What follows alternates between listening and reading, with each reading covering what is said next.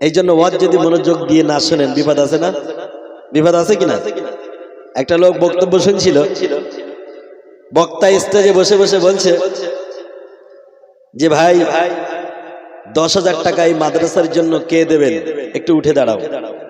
এখন যে লোক সামনে বসেছিল তার মনোযোগটা ছিল অন্যদিকে, একটু ঘুমের ভিতরে ছিল।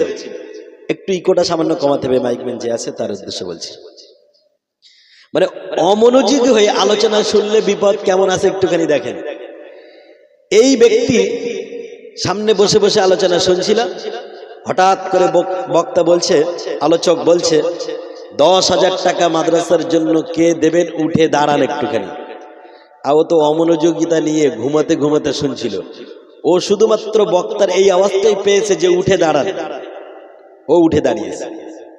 যেই মাত্র ঘুমের ভিতরে উঠে দাঁড়িয়েছে, বক্তা পিছন দিক থেকে চিৎকার করে বলছে, ওই পিছনে এক ভাই উঠে দাঁড়িয়েছে, 10,000 টাকা নামটা লিখে দেন।